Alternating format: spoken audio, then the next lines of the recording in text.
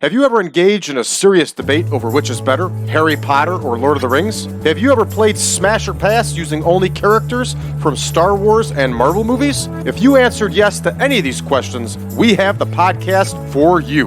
Listen to The Steam Gentlemen, the podcast where an expert panel convenes to ask the questions about pop culture and social commentary that other podcasts are afraid to ask. Listen to The Steam Gentlemen on Apple Podcasts, Spotify, or wherever you listen to podcasts. Ladies and gentlemen, Wrestling Fans International Association is back. That's right, the premier fan club association of the 1970s and 1980s has been revived and is back in business. Join today. It's free at thewfia.org. That's thewfia.org. You can also join us on Facebook at facebook.com/groups/WFIA 1969.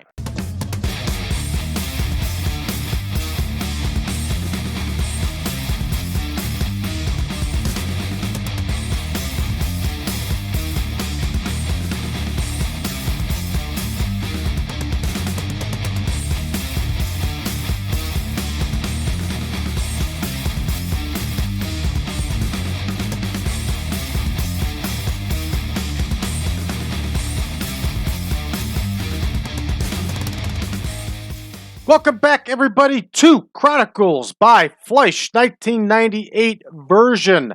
I am your host, Brad Drake, and this is World Championship Wrestling.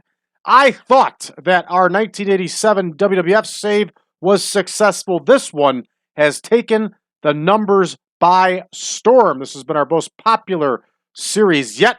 People seem to really enjoy it, so I am going to continue doing it, everybody.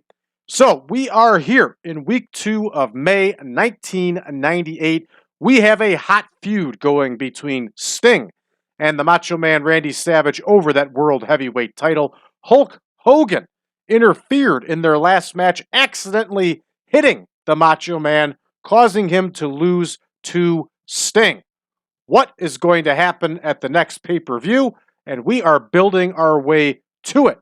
The next pay-per-view, of course, we'll check it out right here, is going to be the main event. It's Spring Stampede, obviously. We're going to be at Calgary, Alberta, Canada, and we're going to see Hollywood Hogan and Macho Man Randy Savage against Bret Hart and Sting. So as you can see, our card is set. So now we work backwards to figure out how we're going to get to this card. So here we are with the 3-hour edition of Nitro. It's a long one. This is going to be a long show. Most likely I will split this into 2 parts if I find it necessary to do so. I like shows to be around 15 minutes and under, but we'll see as I get into it. Most likely it's going to be a 2-parter, but we'll see what happens. All right, so let's go ahead and let's get our venue set for this show. We are set to be in the Northwest. So we're looking at 19,195 fans. So that's good. So we'll set this down to 18. And we'll put it up to 21, and we'll see. So the MODA Center looks like it's our best bet here, formerly known as the Rose Garden. We're going to go ahead and select this one, and it's in Portland. So here we go. MODA Center,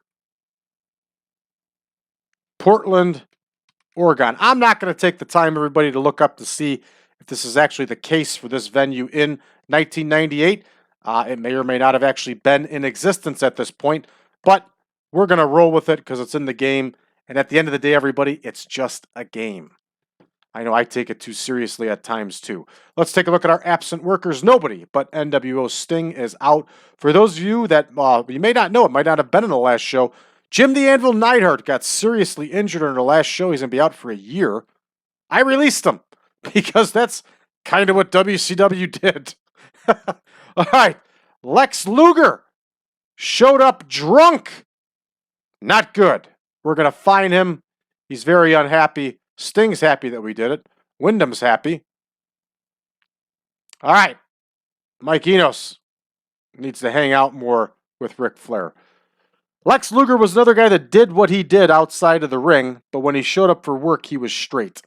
And I don't like that stuff creeping into the game. It's the wrong attribute.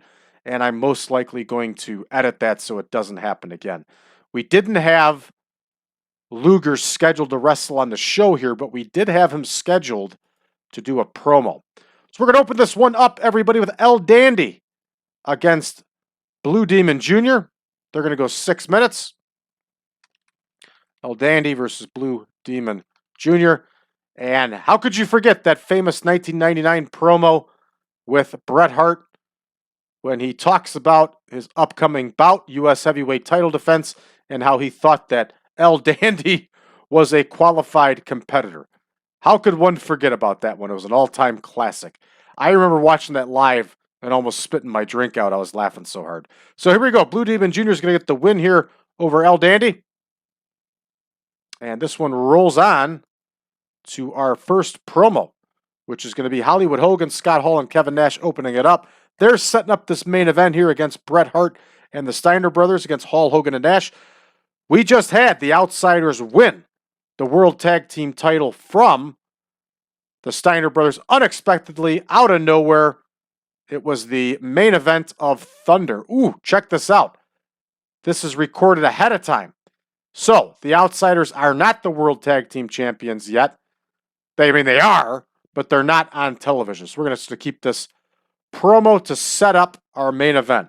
So Hollywood, Hogan, Scott Hall, and Kevin Nash cut a promo with the NWO. All right, Mean Gene Okerlund is in the ring, holding the microphone back when they used to actually do that and do it properly. Unlike today where they just snatch the microphone and go, "Get out of the ring." No, they're there to hold an interview with you, dumbass. All right, here's Scott Hall up next. Here is Kevin Nash. I think Kevin Nash is officially out of a feud at this point. Yes, he is. So we are focusing on Bret Hart, or as Chris Jericho would say, Bert Hart, which was an absolutely hilarious thing he used to do. We're also focusing on Ric Flair. These two are going to be off screen. And these three men are going to be rated on entertainment here. You know what? We're not going to rate Kevin Nash.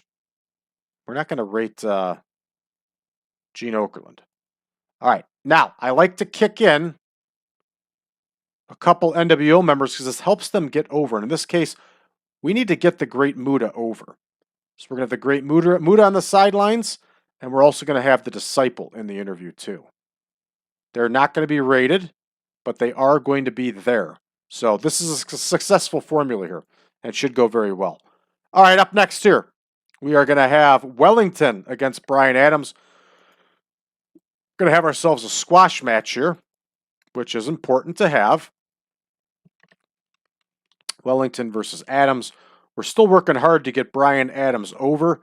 Big dude. In real life, Bryan Adams had already turned and joined the NWO. We have not done that here in our save. I don't know if it's going to come, but we'll see what happens. All right, so we have Bryan Adams getting the win here, everybody. This one is good to go. Up next here, Eddie Guerrero is going to cut a promo. Eddie Guerrero is still engaged in that feud with Rey Mysterio Jr. So Gene Okerlund is going to help Eddie out here. Eddie gets decent numbers, but not the greatest of numbers. So here's Gene Okerlund. Here is Eddie Guerrero. And here he is talking about that Rey Mysterio Jr. So Okerlund on entertainment, Guerrero on entertainment, Mysterio off screen. That promo is set. We are trying to get all of our feuds over. We're trying to make everybody look like $1 million here. Iaukea and Guerrero can go 8 minutes here, because we're shaving time off for the Goldberg squash too. So here's Prince Iaukea, a guy I was a fan of his. I thought he was good in the ring. And here is Eddie Guerrero. This one's all set. Eddie Guerrero is going to get that W, everybody. All right, up next here, Steve Regal and Dave Taylor are going to cut a promo. They're in a feud with Harlem Heat. So Steve Regal and Dave Taylor cut a promo. And here we go. Gene Okerlund in action. Dave Taylor is not a good promo. Not a good promo at all. But Steve Regal is not bad. Here is Dave Taylor. I believe in real life at this time, Steve Regal was a very bad drug addict. I believe he had some alcohol problems too. We don't care about that in this save. So there we go. Regal and Okerlund doing the work here. Here is Booker T. Here is Stevie Ray. They're off screen. They're not rated on anything, obviously. And this one, everybody, is all set. Up next here, we're going to have High Voltage, our up-and-coming young tag team. And they're going to crawl in the ring here with two crafty ring veterans. Steve Regal is not very old at this point, but he has been wrestling a very long time. So here we go. High Voltage against Regal and Taylor. And again, these matches were not long matches on Nitro. So we do not need to make them long. I'm so used to that long style to get high scores for different product types. Our product type does not require it. Raven is in that promo. I'm sorry, in that feud with Diamond Dallas Page. He's chasing that U.S. heavyweight title. Again, I was never much of a fan of Raven, but he does have his place in wrestling history. And here we go. Raven is rated on Entertainment. He's going to get some help from Gene Okerlund. And this one, everybody is in the books. All right, up next here, we have Jimmy Powers against Raven. They're going to go 8 minutes, and that's okay.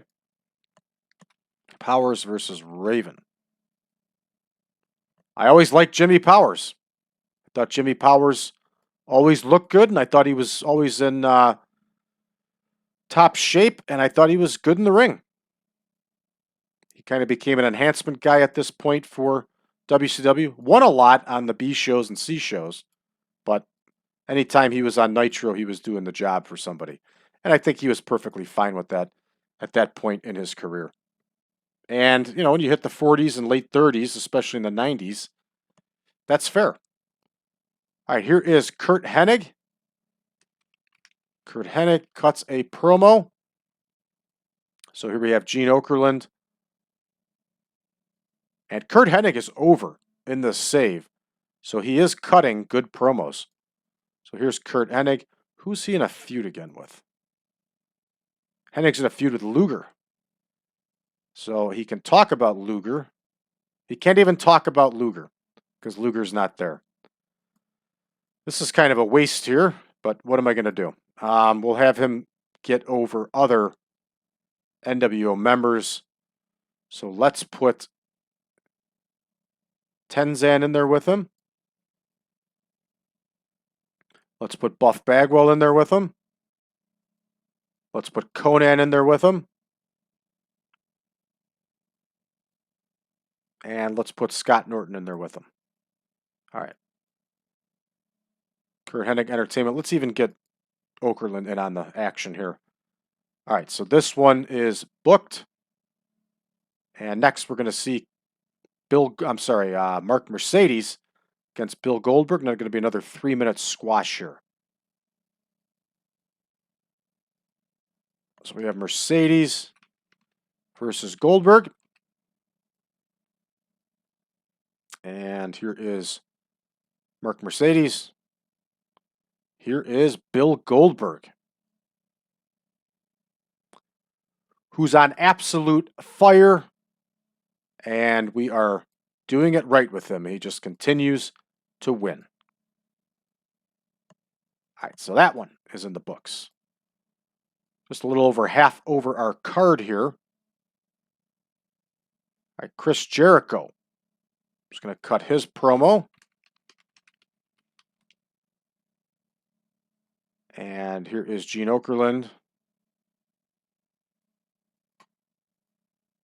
Here's Chris Jericho, and Jericho is in a feud with Roddy Piper. So he's going to talk that smack against Piper. Going to get some help from Gene Okerlund here too. And this one's all set. Up next, we have a Rey Mysterio Jr. match against Parka. They're going to go 8 minutes. So here we go. Parka versus Mysterio Jr. 8 minutes. Here is Parka. Here is Rey Mysterio Jr., everybody. Man, was Rey Mysterio good back then. Rey Mysterio Jr. was as exciting as they came. Excellent, excellent wrestler. All right, that one's in the books. Rey Mysterio Jr. gets the win. We continue to build him up for his big final match, blow-off match against Eddie Guerrero at Spring Stampede. And here we go. Roddy Piper is going to cut a promo with the Giant. Piper cuts a promo with the Giant. The Giant is not a good promo here, everybody. Roddy Piper is. So here is Roddy Piper. Here is the Giant. They are going to talk about Chris Jericho. And they are going to talk about the Great Muta, who the Giant is in a feud with. There we go. All right, so Jericho, Muta are off screen. Roddy Piper's doing the work on the mic here. All right, so that one's all set. All right, the Faces of Fear are going to face Roddy Piper here, and they're going to go 8 minutes. We can plug and play with them, no problem.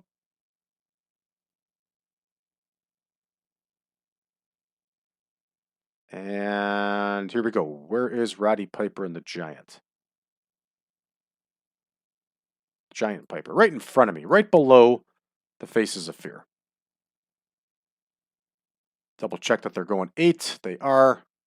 And this one, we're going to have the Giant get the win. Now, it's tough to beat a team like the Faces of Fear.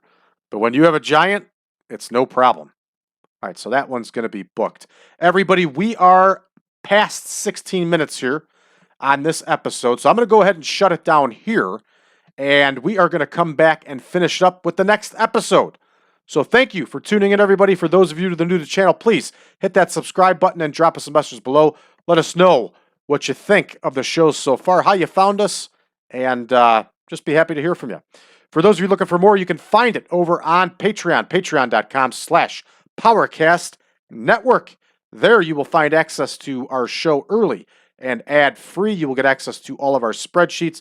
You'll get access to the 1987 Supermod, and soon the 1998 Supermod will be making an appearance. And there's so much more, everybody. Check it out today. Once again, it's just $5. You'll get access to everything. That's patreon.com/PowerCast Network. Check us out on social media.